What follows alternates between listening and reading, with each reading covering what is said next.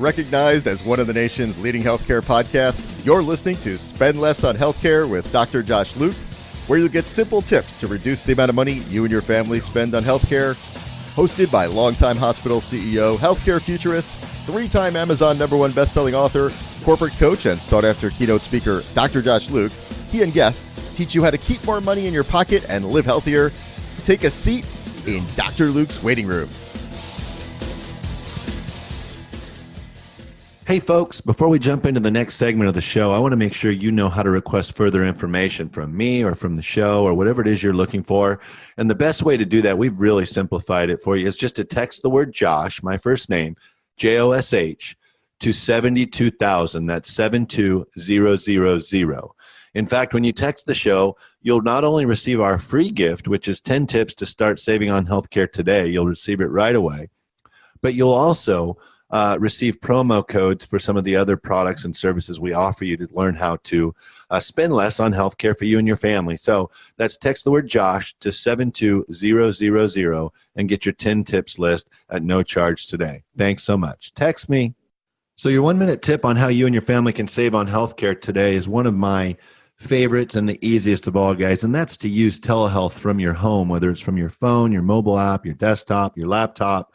When you have a routine cold, cough symptom that you just want to get some answers to, the days of canceling your half-day plans and canceling work and getting rides for the kids to school because somebody needs to go to the doctor, whether it's you or somebody else, to sit in the waiting room for a couple hours so the doctor can see you for 2 minutes simply to write you a prescription. Why are you still doing that? Millennials will call you crazy for doing that, and they're right. Do you know why?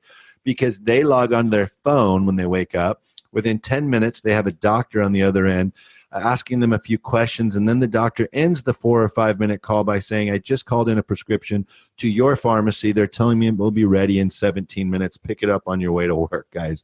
It's common sense. The first time you do it, it just takes that first time to be hooked, and then you realize, wow, telehealth, mobile doctor consults or nurse practitioner consults from home is the wave of the future. Oftentimes in cost-sharing plans like Sedera, you can get WebMD or one of the others for free. Guys, it's a free visit within my cost-sharing plan. So check it out. If you want to learn more about telehealth or free telehealth, you can go to fithealth.com. You can go to Pure Health on the drjoshluke.com website, and both of those programs include a telehealth benefit for cost-sharing plan members. So that's today's 1-minute tip on how you and your family can save on healthcare today. Welcome to the Spend Less on Healthcare podcast and show with Dr. Josh Luke. Really excited to be back with you today. And I'm always looking for interview guests that can bring a personal story of perseverance, as well as how they're really shortening the curve for us to spend less on healthcare, live healthier, and just come up with better ideas to take care of our bodies in a personal manner as opposed to kind of the generic manner that we were programmed to during the 80s and 90s. So I'm really happy to introduce you today to our guest, who I just met through LinkedIn, of course, the power of LinkedIn.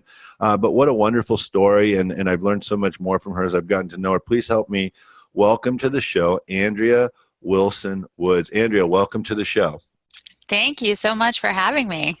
Well, I'm excited to be here, and I want to start by just helping people understand your story, because it starts with a personal story, and now you have a couple of different ventures in business that really are kind of a personal mission that came out of your story. So Andrea is the author of a #1 Amazon bestseller called Better Off Bald, A Life in 147 Days. Andrea, tell us about that book and about your journey. Sure. So my book is based on my sister's 147-day journey with stage 4 liver cancer. I raised my sister Adrienne from the time she was 8 years old until she died from stage 4 liver cancer at the age of 15. So I actually got custody of my sister about a year after I graduated from college, and I was 22 years old. I was living in Los Angeles, still trying to figure out what to do with my life. And our mother called, and at that point my sister had come out for what was supposed to be a 2-week Christmas vacation. And our mother called and said she did not want to be a mother anymore. And I didn't put it together at the time, but it was a few days before our mother's 50th birthday, so I'm not really sure if that had anything to do with it. But I just made a decision right then and there that if I was going to take my sister, I was going to keep her and fight for custody. And that's what eventually happened. We went to court, I sued, and I won. So all through my 20s, I actually raised my sister. So I was more than a sister. I was her parent too. I was her legal guardian, and she was my whole world. And then she came home from school one day. She was finishing up her freshman year of high school, doing extremely well. And she said she couldn't breathe. And 6 hours later, I heard the worst words I've ever heard in my life. They still choke me up. An ER doctor came in and said she has tumors in her liver and lungs, and we're not equipped to handle the situation. We've arranged for a transfer to Children's Hospital. I'm sorry. And he walked out. And that was the beginning of our new normal. And that was what I call day one for us. My sister did not go back to school. I was a teacher while I was raising my sister. I did not go back to work as a teacher. And that was May 16th, 2001. And my sister's cancer journey was only 147 days. Wow, that's a tough story to hear, even hearing you tell it today. Can you, just to fill in a few blanks before I ask a few more questions, can you tell me, so where did you guys grow up? Where was your sister living before she moved to Los Angeles? And what's the age gap between the two of you? Sure. I grew up all over the Southeast. My sister and I have the same mother, different father. And I'm an Air Force brat, but eventually I landed in Birmingham, Alabama with my mother. That's where my sister was born. And then I moved to Los Angeles to attend USC. And so yeah, I know, right? Fight on. I knew we had that in common. And so when my sister came to live with me, she moved to Los Angeles. And at that what's point, that age gap? the age gap is 14 years. 14 years. Okay. And for those of you who don't know, I did not attend USC, but I have been adjunct faculty in the Soul Price School of Public Policy and developed a lot of healthcare policy coursework for them for one specific class on post-acute care a few years ago. And it's just been a real honor to be part of the Trojan family. So congratulations to you, Andrea. It's a wonderful school, really hard to get into nowadays. But in regard to your personal story, so take us back to when your sister finally passed and how you felt and what led you from the teaching career you had to some of the things you're doing today. About a year after my sister died, I just needed a way to channel my grief. I was absolutely drowning, and I didn't know what to do with myself. And so I needed some sort of positive outlet. And I contacted what is the largest liver disease nonprofit in the country. And I won't say who they are because we have a good relationship with them, but I contacted them and said, I want to volunteer. And at that time, they didn't do anything in liver cancer. They wanted nothing to do with it. Really, no one was doing anything in primary liver cancer. And yeah. And I knew it was going to increase in this country. I knew it was just going to keep going up and up. All the sort of signs were there. And it came down to, I think Lily Tomlin said it best, someone needed to do something about that. And I realized that someone was me. And that's what really it happened. Like, no one was doing anything about primary liver cancer. There wasn't a single nonprofit or charity devoted to it in the United States. And so when I was 30 years old, I started my nonprofit, Blue Fairy, the Andrea Wilson Liver Cancer Association. And that's really, like, that was a whole career change. And I really leaned into that. And that's how I became a leading patient advocate, especially in the primary liver cancer space. And I've spoken to hundreds, if not thousands, of cancer patients and caregivers over the years. And it's been a very rewarding journey, especially now that there are so many more options for liver cancer patients, and especially with advanced disease. And so there has been some progress made. But it just came out of grief. It really did.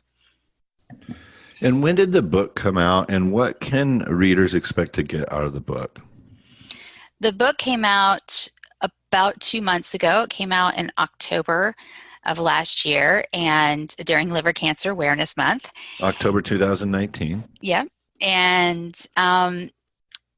you can expect to get out of the book to really feel what it's like to go through that journey, both as a patient and a caregiver. So the book is written like a journal because my sister was a writer and I'm a writer, and she kept her own journal.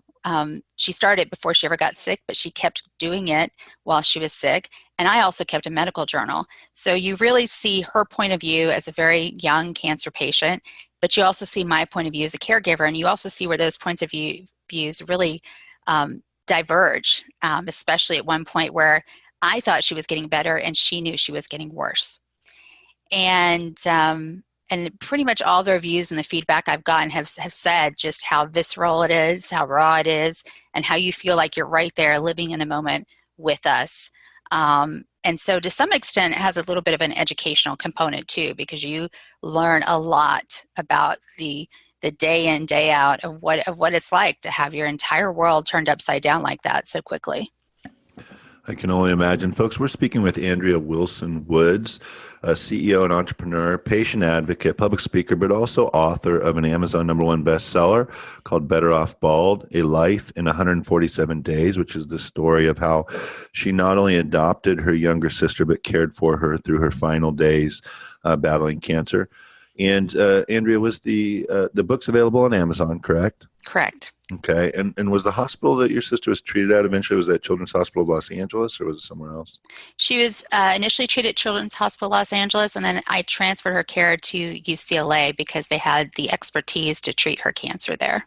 Great. Thanks. Thank you for sharing that. So what we're talking about, folks, is not just her personal journey, but what ultimately Andrea has committed her career to now, because she's so passionate about her experiences and about the change that she sees needed. And so I want to run through a few different things. You mentioned you founded the Andrea Wilson Liver Cancer Association named Blue Fairy. Mm-hmm. But also I know you're a coach and publisher.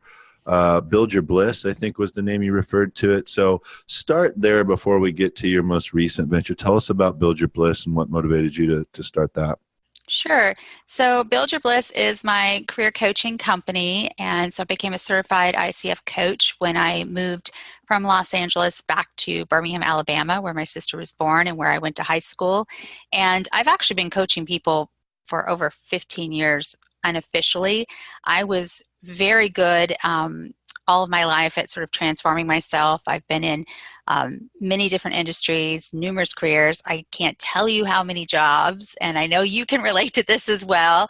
And that's right. We can't keep it. I always joke I can't keep a job for very long, but as you said, it's not because we can't keep a job. It's because we're creative and we can't keep I can't keep my mouth shut when I'm working for somebody else. I just say, hey, I see the right thing to do, and I think we should do it. What's the holdup? I know, right? And I mean, my best bosses were the ones that knew that I would do everything. I would get my work done. They left me alone. And those were the places where I stayed the longest and had the most rewarding time. But I was always able to transform myself.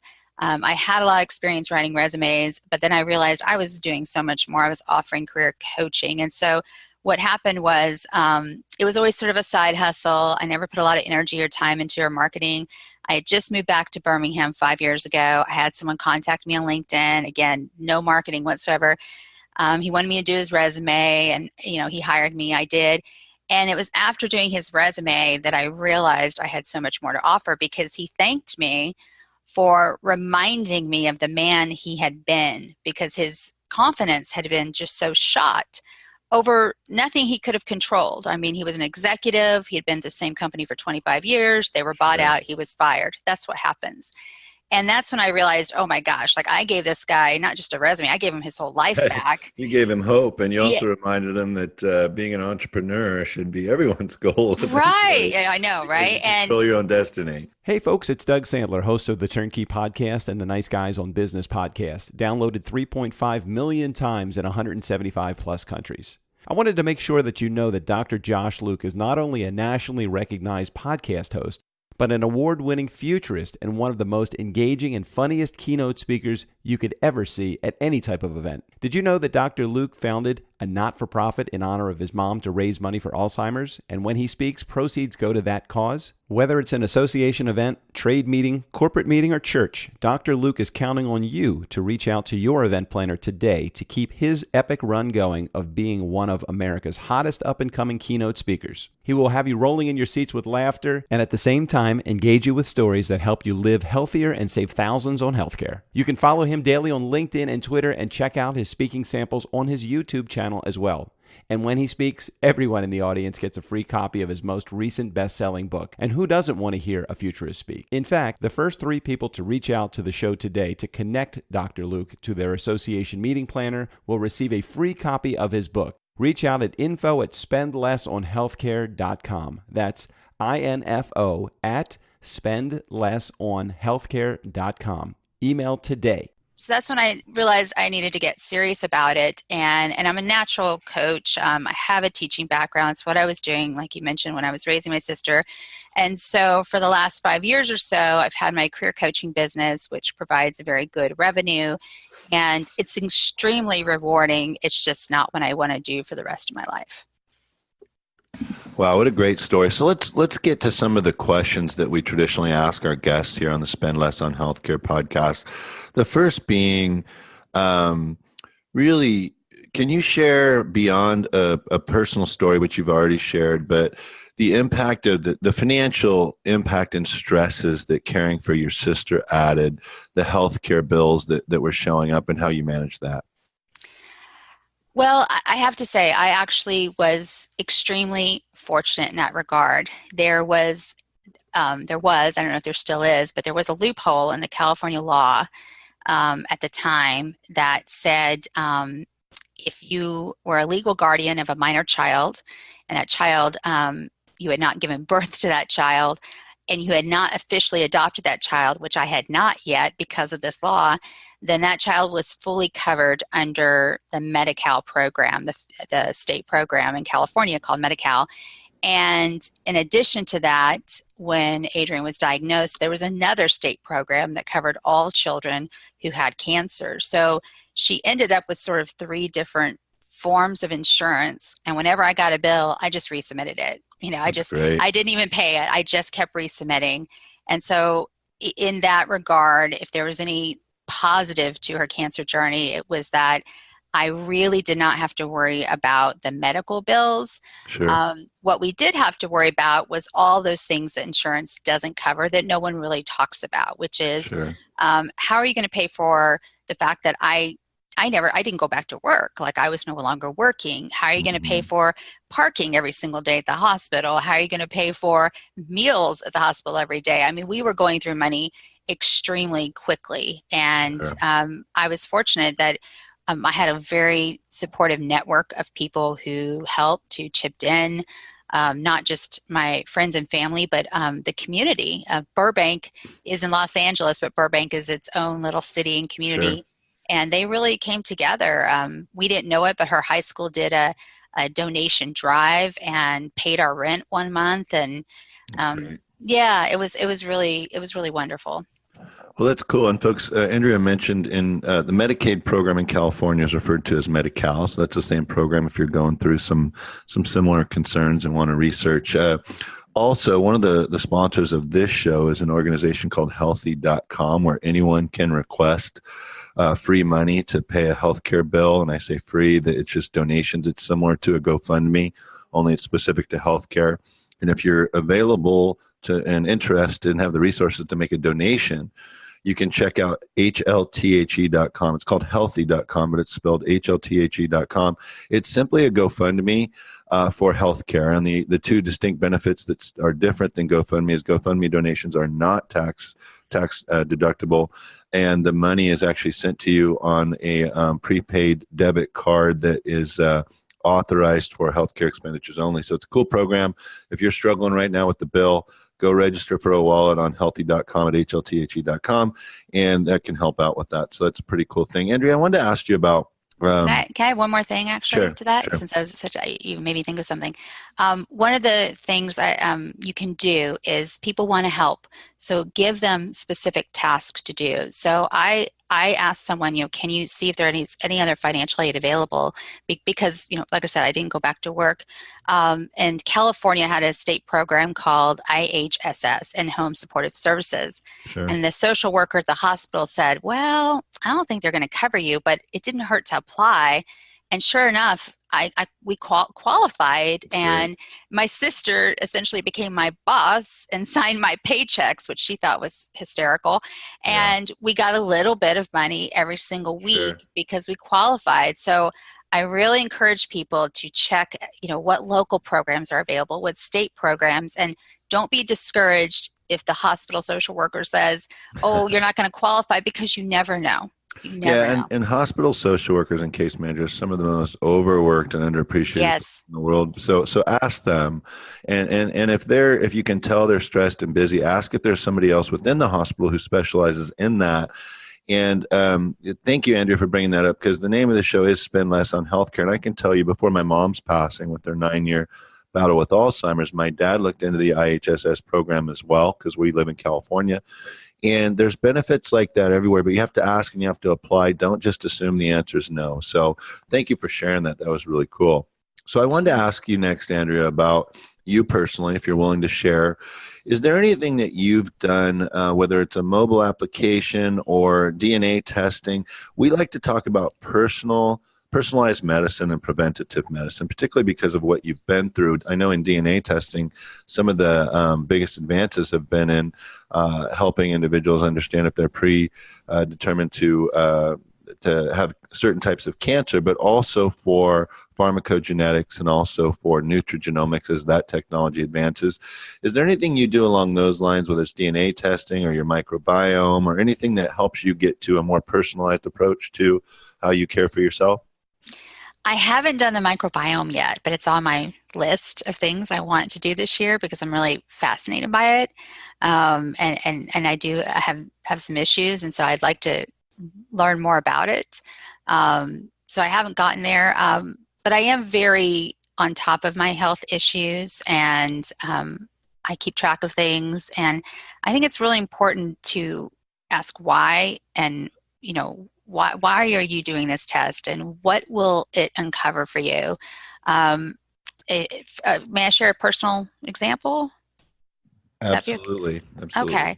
So last year I started having, or actually 2 years ago, I started having what appeared to be some sort of gallbladder or kidney stone issue. Went to the ER, got dismissed, went home. A year later, same thing happened. Went to the ER, you don't have stones, got dismissed.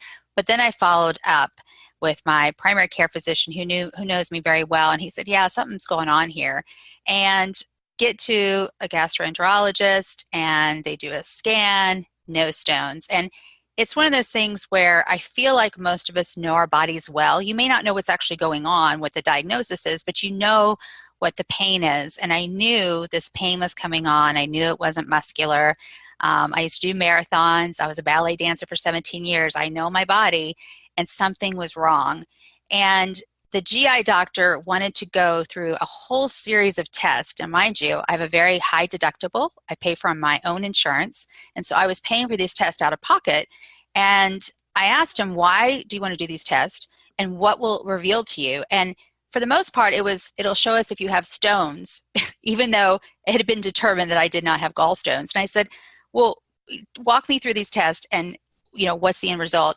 And it turned out the very last test they wanted to do, which would have been like number 3 or 4, was going to tell them if my gallbladder was functioning. And I said, well, skip all those tests that were going to cost me hundreds, if not thousands of dollars, and let's do that gallbladder function thing. Why not? And he didn't really want to do it that way, but I insisted. I mean, I'm paying for it. And we jumped ahead and just did the gallbladder function test. Again, I paid out of pocket for it. And sure enough, my gallbladder was functioning at 7%. And I had my gallbladder removed. Had I not insisted, had I not kept asking questions, I would have paid another like $2,000 in tests and probably another 2 or 3 months in time, and just wasted time and been in more pain. So I just really, really encourage people, just don't be afraid to ask questions. It's your body. That's actually on our 10 tips to start saving immediately. That's one of our tips, which is ask your doctor. For goodness sake, it's your body. Just ask. Ask, ask your doctor, are there any options? Ask your doctor, is there any way to save money? Is there any way to do it cheaper? Is there a different facility I can go to? Are there any options? So many people assume the doctor's first recommendation is the only recommendation. You'd be amazed how many times you go, well, are there any other options? Because you're all stressed out, and they go, oh yeah, there's plenty. And you know what? Yeah, it's not that big of a deal. So why don't we just hold off? It's amazing how people are afraid to ask. So I appreciate you sharing that story. In light of that, and in light of your experience with your sister, are there any mobile applications that you use to manage your health, whether fitness or diet or for a disease specific, as you mentioned, or anxiety, stress management, any of that? I use 2 apps. I use OpenFit for fitness. I really love OpenFit. It has the variety that I like, and from pre-recorded courses to live courses. It has yoga, it has bar, cardio. I just like the mix of the courses and different instructors. You can sign up, you can do it on the fly if you want. And of course, it's on my phone, so I can take it with me anywhere, even when I'm traveling. Well, that must be cool because you can yell at the instructors and they don't even hear you if you get mad at them. There you go. I like it because I don't have an excuse not to work out when I'm traveling, right? It's right there in my phone. I have zero excuse. Great point. And it's very inexpensive too. So it's very inexpensive. So it's worth it to me, and I'm not the person that goes to the gym, so I like to work out at home or at the yoga studio, so it's great. And the other one I recommend that I use a lot with my coaching clients is Habit Bowl. And Habit Bowl is just a way to track your habits. And I really feel like to meet goals, you have to start with daily habits. And so I have 9 to 10 daily habits, and Habit Bowl, if you're someone who likes to check things off a list like I am, sure. It's great. And so I track my daily habits, and I love to see my percentage at the end of the day, how I'm doing, and I recommend Habit Bowl because it does keep anxiety in check. It does keep me calm. Hey folks, it's Dr. Josh Luke, and it's time for me to stop and thank the sponsors of this show that make Spend Less on Healthcare with Dr. Josh Luke a reality. Not only do these sponsors support the show, but they're products and companies and services that I believe in. And I truly believe that they can help you and your family spend less on healthcare. Today's sponsor is Viva Life Med Manager. If you want to look it up as we talk about them a little bit, it's vivalife.care, VIVALIFE.care. So when I was a hospital CEO, one of the biggest challenges we had was unnecessary admissions and readmissions, particularly with seniors and individuals that have chronic diseases. But in both cases, they had multiple medications, sometimes more than 10 meds at a time, guys. That's a lot. And it's hard for even a licensed clinical caregiver to keep up, let alone a family member. So when I founded the not-for-profit National Readmission Prevention Collaborative, we learned that med management was one of the leading causes of avoidable hospital admissions. And after reviewing hundreds of tools, I came across one that really made sense to me. And that's the award-winning Med Manager by Viva Life. It's a medication management tool. And it's very, very user-friendly, which I always look for, folks. And it's in both manual form or digital electronic form. And if you or your family could benefit from an improved daily medication management tool, whether it's online or just a simple folder that helps you out, check out the award-winning Med Manager at vivalife.care. That's vivalife.care. I'm telling you, I've seen a lot of med management tools, and this one is the cream of the crop. Thank you to Viva Life Med Manager for your support of Spend Less on Healthcare with Dr. Josh Luke. I mean, is there a fee for either of those apps? OpenFit, there's a fee. I think it's $99 a year. You can do a monthly plan, but the annual is much cheaper. And for Habit Bowl, there's no fee unless you want the fancy stuff. Awesome. Well, I'm so glad we asked that because it's one of my favorite parts of the show is hearing about new apps, and I hadn't heard of either of those. It just means I don't get out much, but still, that's cool. I'm going to have to check both of those out. So our last couple of questions here, you've listened to a lot of our shows and you hear me talk about becoming an EHC, which is really the whole point of this show. If you want to spend less on healthcare, you need to engage in the process and become an engaged healthcare consumer. Yep. And that's exactly what you did, Andrea, years ago when you were dealing with your sister's situation.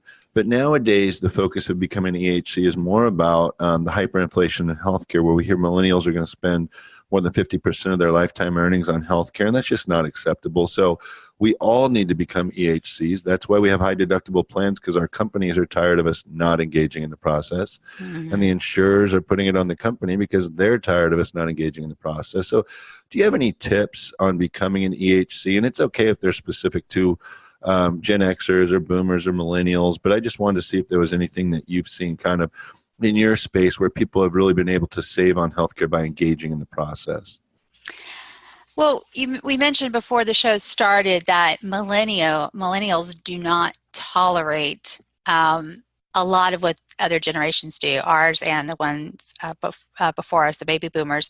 And I think it comes down to millennials are used to things being convenient. And they grew up in the age of not only just computers, but social media.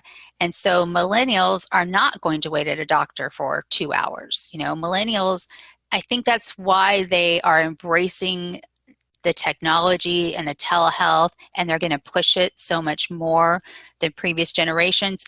I think it really for them comes down to convenience. They value convenience in a way that other generations don't. And I feel like our generation, Generation X, which no one ever talks about anymore, I feel like we're sort of in the middle. I know for me, convenience is a high priority, and I really value my time, which is why I did what I did with my whole gallbladder situation. So if I do not have to go into a doctor's office, I won't. And so I really think it depends on what you value, but there's going to be a real shift here in the next 5 to 10 years, a huge shift. Yeah, and it's going to be interesting to see who comes out on top. You made a couple of really good points there that we've covered before, which is price transparency was absolutely the focus on social media, and also with the President Trump and the administration in 2019, pricing transparency for hospitals, insurers, and big pharma. And even though they're, obviously the industries are fighting those, the ball's rolling now. And so we're going to start to see progress, and inch by inch we'll get to where people always ask me, hey, so is price transparency going to really make a difference? And I said, yeah, you know why? Because ultimately, once all those prices are on the table, it's on you. You got to look in the mirror if you're spending too much, because now you're just being lazy and not shopping it. So I'm excited to see where that leads us. But I agree with you, it's going to take a few years, but happy to see the ball's finally rolling.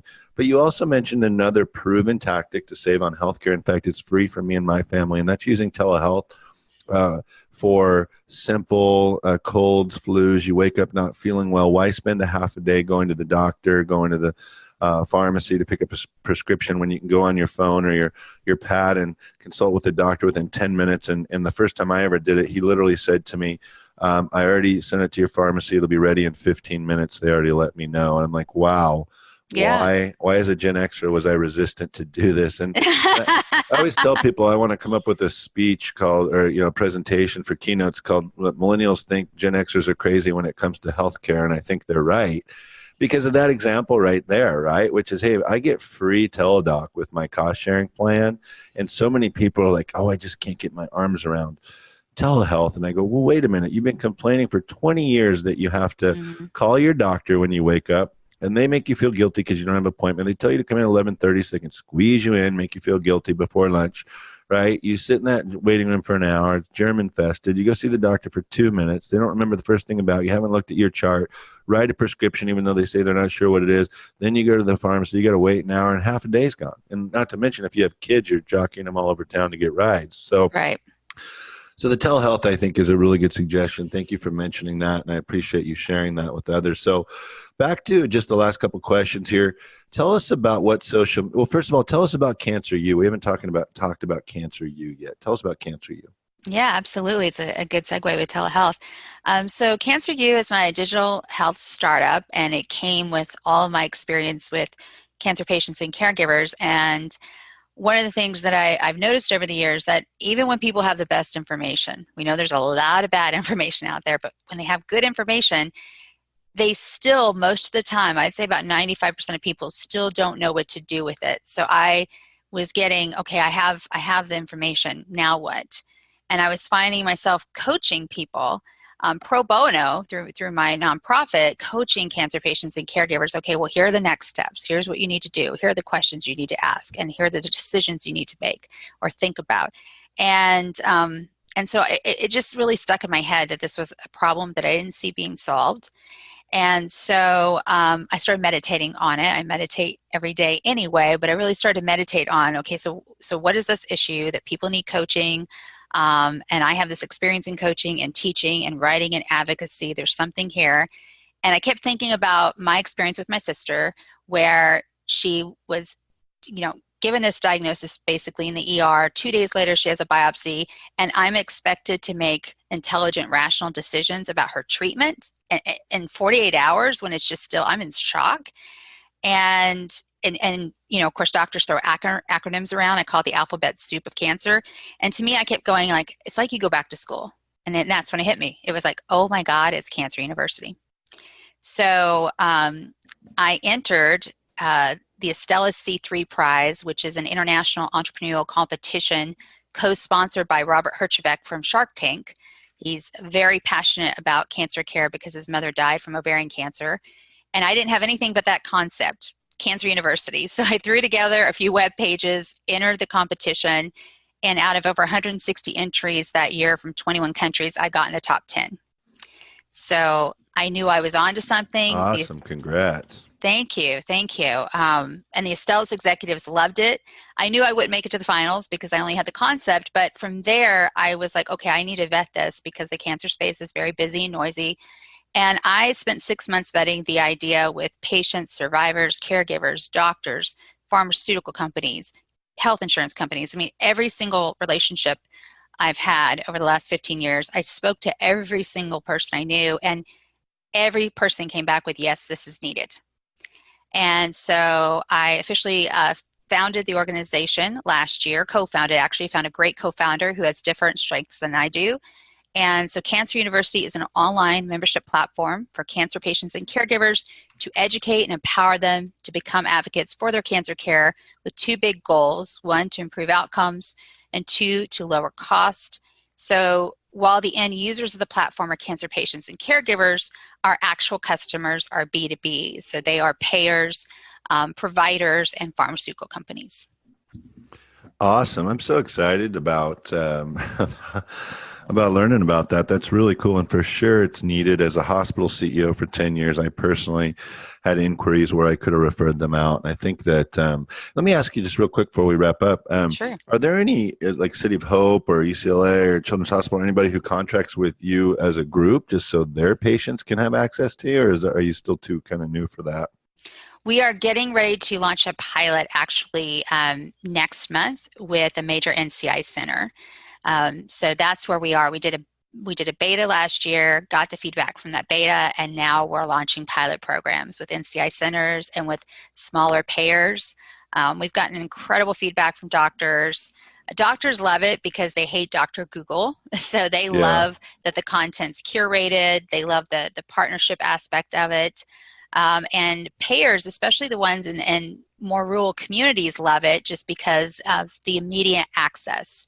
Gotcha. So I'm really excited. I'm very, very excited. And we're part of the Startup Health family now. So I'll be attending the Startup Health Festival next week. But I don't know when this airs, but probably by the time this airs, I will have attended the Startup Health Festival. Yeah, it's cool. Awesome stuff. So in the last 2 minutes here, tell me really quickly what social media platforms you use to market your companies and your book and why. Primarily, I use LinkedIn and Facebook. LinkedIn, because if you do any sort of B2B, you really need to be on LinkedIn, and Facebook, because Facebook, there's a real still international outreach. So my nonprofit and even Cancer U get a lot of international people contacting us. It's been amazing. Yeah. And I wish I loved Twitter. I just don't. I mean, I'm on it, but I don't. I've been struggling to find out how to love Twitter for like 2 years. I know. I'm trying. A lot of doctors are on Twitter, so I've noticed that too. It's physician heavy. It is writer and physician heavy. So I should embrace it, but I don't love Twitter as much as I need to. And I like Instagram as someone who likes to just look at it, but I'm not a big Instagram person. Okay, interesting. Awesome. So, and just wrapping up, tell folks where they can find you. Do you have a personal website? I do. So my personal website is AndreaWilsonWoods.com. If you want to check out the book and also get links to every other website, the best place to go is probably betteroffbald.com. Okay, and on LinkedIn, it's Andrea Wilson Woods, MPW.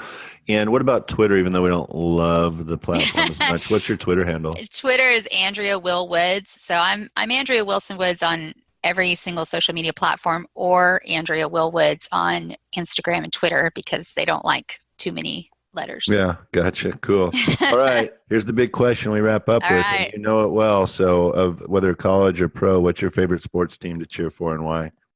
Well, even though I'm a 2-time Trojan, I don't love football, so my favorite sports team is actually the LA Dodgers. Oh, we have so much in common there. I know. I like it. So we're both grieving then. I know. Oh, God, they've broken my heart way too many times. But and it's because my second summer in Los Angeles, I got to volunteer for the Dodgers, and then I got these amazing season tickets. And I'd already liked baseball, but I just really fell in love. So I've been a Dodger fan for What year was that, by the way? That was 92. Okay, cool. My brother played for him in 1998 for one season, so I was there a lot. So we may have crossed paths then too. Well, hey, Andrew, this has been awesome. Thank you so much for taking time. Folks, if you haven't checked out Andrea's website, or if you haven't read her book, give it a look if it's something that sounds interesting to you.